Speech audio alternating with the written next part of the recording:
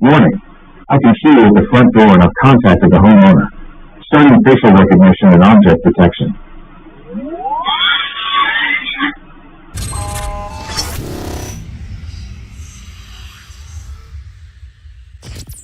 Hi guys, this is Burik. So I want to show you how Arden.ai works both inside the house and outside the house. Come check it out. The front door is open. So when someone comes to your front door or around the house, the system will see you on camera and it will respond. Hi and welcome to the Grahams. I can see you at the front door and I am contacting the homeowner.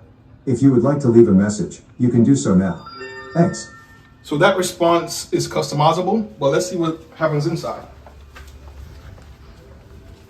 Inside the home, while you're watching television, the system will show overlays of whatever camera on your television. It will show the camera on your touchscreen.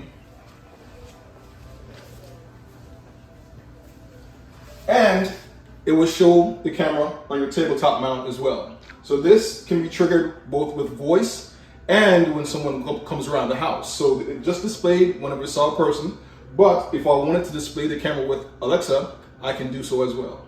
But this is how Justin's Living works in Arden.ai.